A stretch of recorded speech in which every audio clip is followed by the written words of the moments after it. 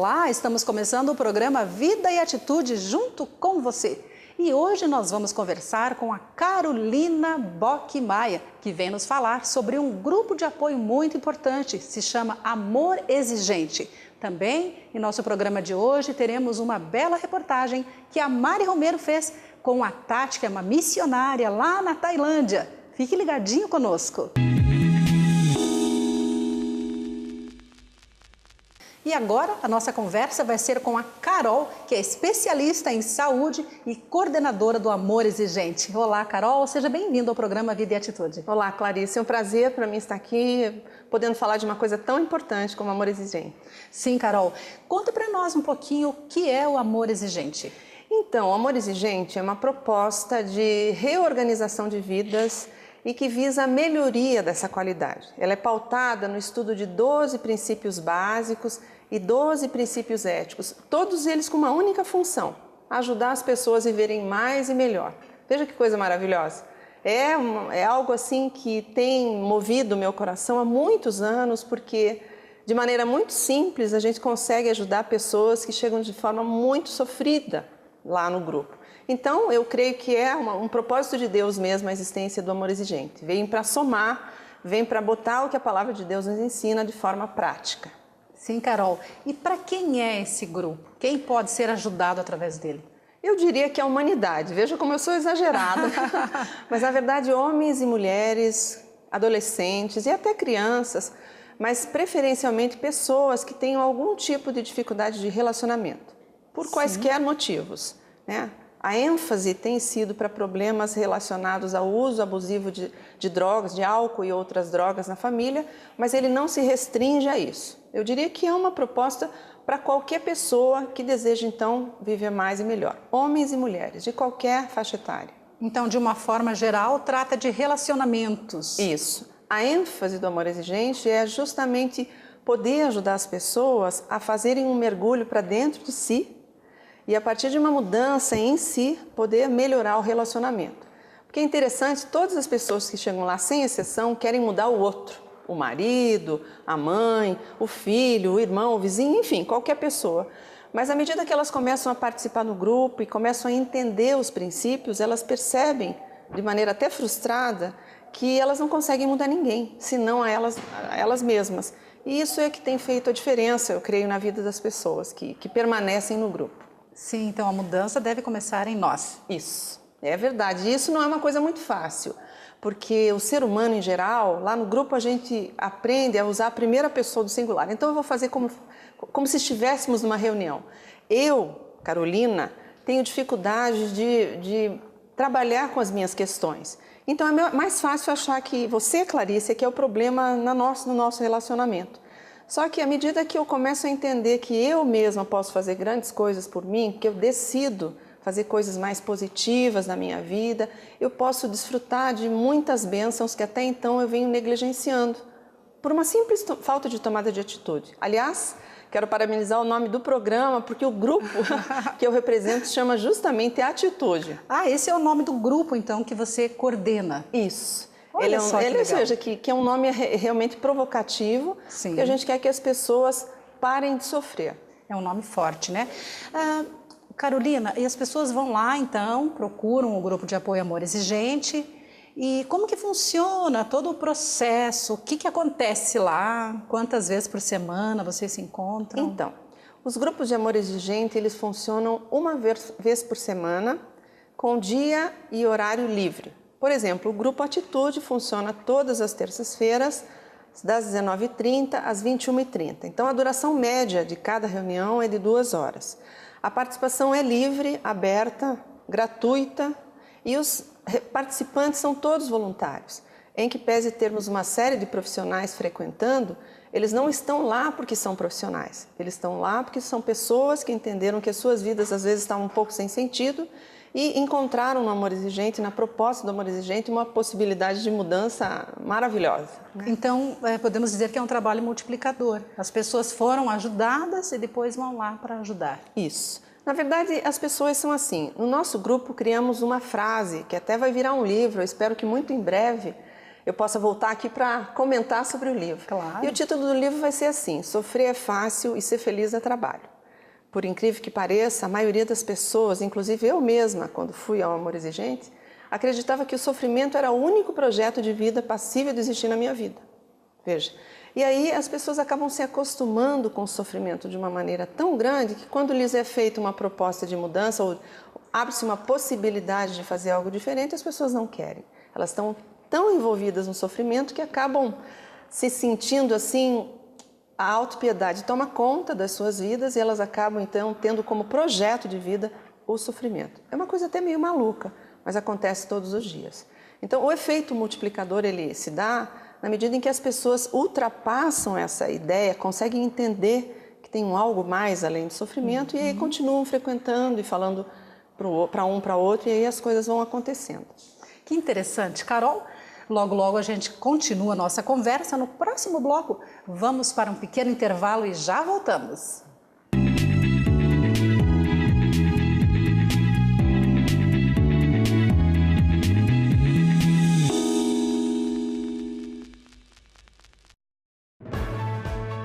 No jogo da vida a gente tem que vencer. E é por isso que a gente tem um programa que pode ajudar você a crescer espiritualmente e também levar outras pessoas a Jesus. Jogada Perfeita. É uma maneira de você aproveitar as Olimpíadas e investir na sua própria jogada da vida e ajudar outros a serem vencedores nesta vida com Jesus. Participe do projeto Jogada Perfeita.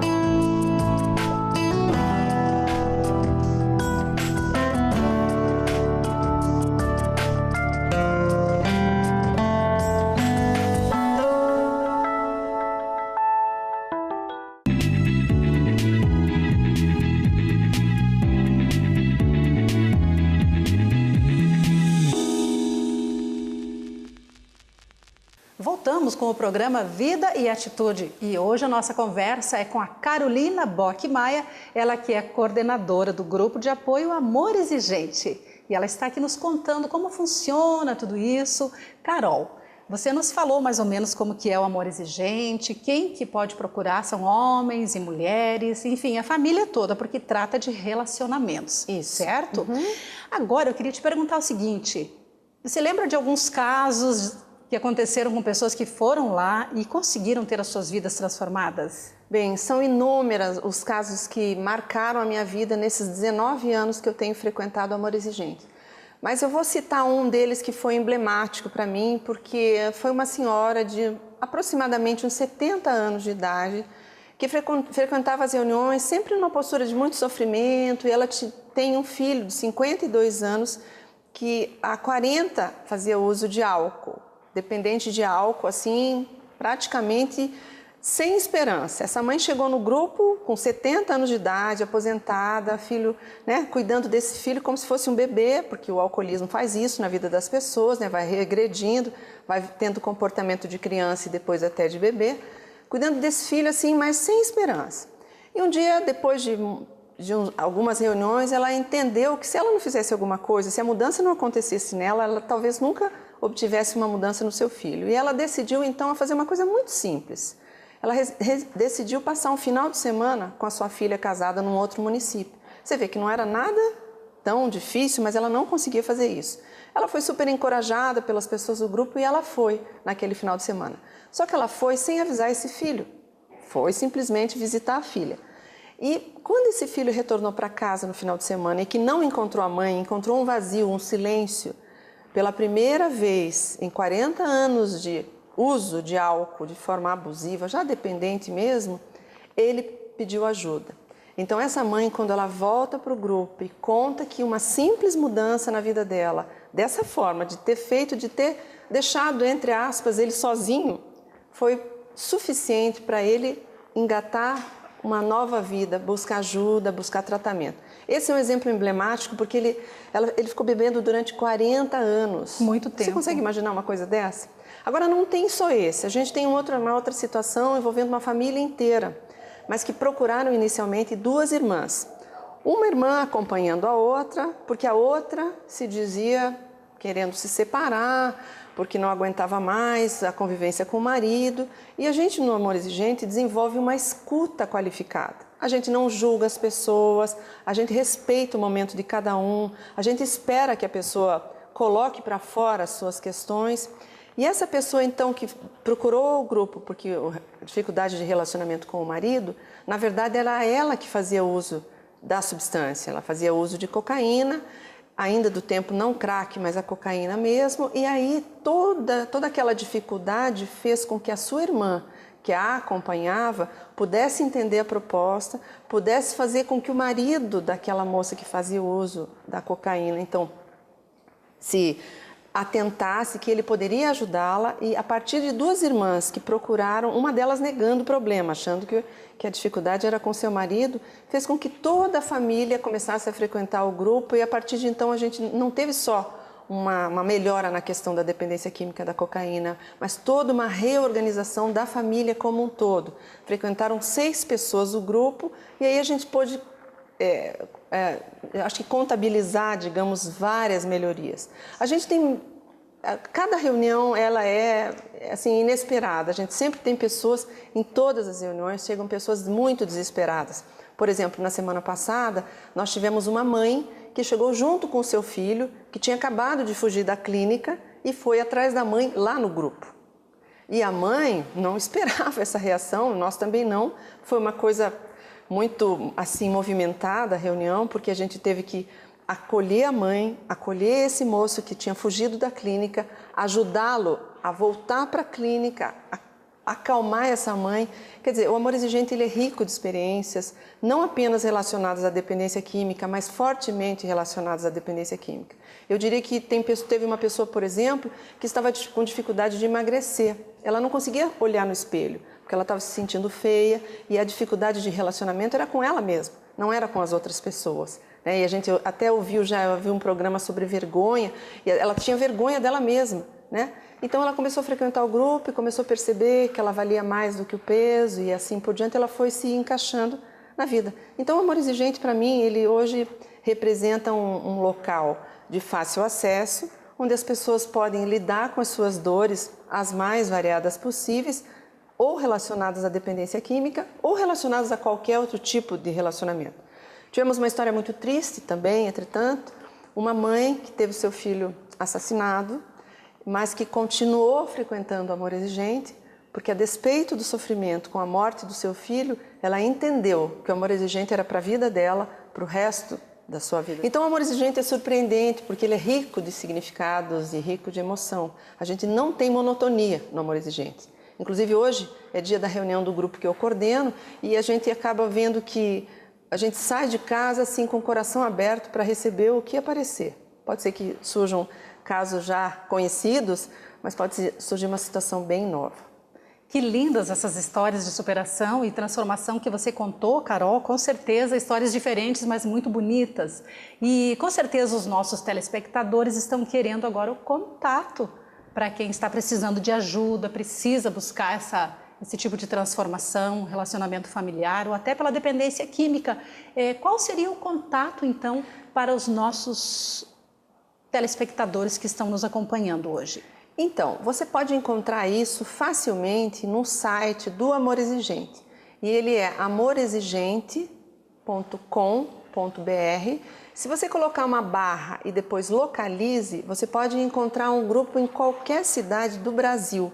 Inclusive, o Amor Exigente agora já está na Argentina, no Uruguai, então se você for viajar de férias ou agora, enfim, estiver fora do país e precisar de ajuda, basta você procurar nesse site que eu disse, mas vou repetir para você. amorexigente.com.br/localize. Ali você vai encontrar um grupo mais próximo da sua casa ou de onde você estiver. Agora, minha sugestão é a seguinte: não deixe que o problema cresça de tamanho. Tome uma atitude o quanto antes. Você não vai se arrepender, certamente.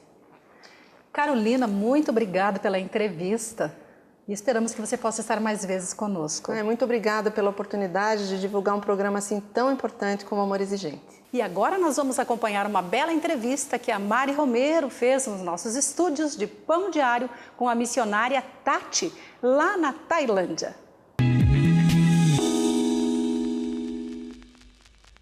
Eu estou recebendo aqui em casa uma pessoa maravilhosa, uma pessoa muito especial. E eu quero que ela se apresente para vocês, porque a história dela é incrível, a gente vai conhecer agora. Meu nome é Tatiane, né? Tati Araújo. Eu sou de uma cidadezinha muito pequenininha no interior do Paraná, chamada Arapoti. E no ano de 2011, eu fui para o Nordeste do Brasil, já como missionária. E lá eu comecei a desenvolver um trabalho com orfanatos. E foi lá onde Deus acendeu realmente no meu coração.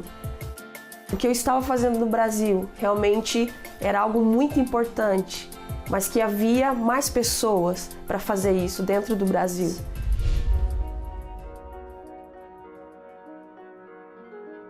E eu lembro que eu comecei a orar sobre isso e pedir para Deus: Deus, qual é o povo, qual é a nação, qual é o lugar específico para eu desenvolver esse chamado. Então, que eu ouvi falar sobre um país chamado Tailândia e sobre um povo denominado asiático. Muitos estrangeiros, quando eles se aposentam, um dos países que eles escolhem para continuar ou descansar, né, ou terminar a sua vida é a Tailândia. É um país turístico de uma cultura muito linda. Porém, hoje na Tailândia, o índice muito alto que nós temos é de tráfico humano e prostituição. Não só mulheres, né, mas também os meninos, as crianças. Mas para as meninas, isso se torna, elas são como um objeto sexual. E é algo muito enganoso, porque a moeda é muito baixa, né? Então elas vão ter que trabalhar muito, muito, muito e nunca vão conseguir alcançar, por exemplo, comprar uma casa ou dar uma vida confortável, ou mais do que isso, para os pais ou para os familiares. Então isso acaba se tornando uma mentira, né? Um engano. E a questão religiosa lá? Existe perseguição? Existe uma igreja oficial? Como é a relação dessa religião com essa realidade de prostituição? A religião principal da Tailândia é o budismo. 95% do país é budista, né? Inclusive o rei e toda a família real. Então eles respeitam muito essa filosofia budista, né? E perseguição, ela existe não para nós, estrangeiros. Nós conseguimos desenvolver um trabalho evangelístico, não com toda a liberdade que nós temos no Brasil, mas a gente consegue ainda desenvolver. Porém, um tailandês budista que se converte ao cristianismo, ele sofre perseguição da própria família. Nós temos casos de meninas que estão conosco, no nosso convívio, que tiveram que escolher ou Jesus ou a família. Ou seja, continuar no budismo ou renunciar e sair de casa pelo cristianismo. Eu queria saber sobre a organização, porque você não está lá do nada. Isso. Você está inserida num contexto maior, legalmente lá, Sim. Né? Como é que foi isso? Eu trabalho faço parte de uma organização chamada AMO, que é Asian Mission Outreach. E essa fundação, essa ONG, ela está registrada no país como uma instituição de ensino. E nessa ONG nós oferecemos aulas de inglês, reforço, né, de inglês, porque eles estudam inglês na escola. Então nós entramos com reforço de inglês, mas na área de conversação, né, para eles praticarem mais o inglês. E também aulas de música, porque o tailandês ele gosta muito da música, da arte, da dança, né? E essa organização ela nos recebe em Chiang Rai, que é a sua base principal na Tailândia, onde eu moro e vivo, e ela nos legaliza como voluntários dentro do país. E através disso nós recebemos muitos jovens e adolescentes na procura do inglês ou da música. E a partir daí nós desenvolvemos um relacionamento com eles, até chegar o ponto, né, de abertura deles para que a gente possa então falar da nossa fé, do cristianismo. O meu trabalho, o meu ministério hoje dentro da Tailândia é na área de prevenção contra a prostituição e o tráfico humano. Eu conheci essas meninas, elas trabalhavam no restaurante para poder se sustentar. Toda vez que eu ia lá, elas vinham me servir. E por eu falar o tailandês fluentemente, eu comecei a desenvolver um relacionamento com elas, de amizade mesmo, né? De como você tá, depois aqui o que você vai fazer, você está estudando, né? Duas delas não estavam na escola, por não ter condições de pagar. E a partir daí, desse relacionamento, dessa necessidade delas, que surgiu o meu ministério, que é chamado Casa da Graça.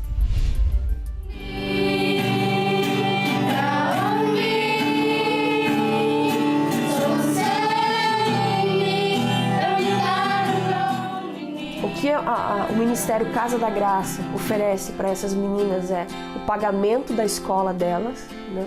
Nós vamos lá, nós matriculamos elas e pagamos pela sua escola. Nós oferecemos dentro da AMO, que é a ONG, aulas de inglês, aulas de música. Todas elas, né, as 5 meninas que estão na Casa da Graça hoje, elas tocam algum tipo de instrumento, né? E isso é uma maneira de elas se desenvolverem também de uma maneira muito linda, que é dentro da cultura delas. E o principal, né, que nós oferecemos, que é o amor de Jesus, né? Nós as evangelizamos, né? Elas se rendem a esse evangelho que traz para elas não só palavras, mas ações, e traz para elas esperança. E aí nós discipulamos elas. E esse discipulado é contínuo, porque nós vivemos juntas na mesma casa. Então é muito intenso, né? E a partir daí nós também treinamos elas a serem futuras líderes, né? Hoje elas fazem parte de um grupo de louvor, né, na igreja que nós mesmos plantamos, porque na Tailândia nós temos pouquíssimas igrejas, né, por causa da religião predominante. E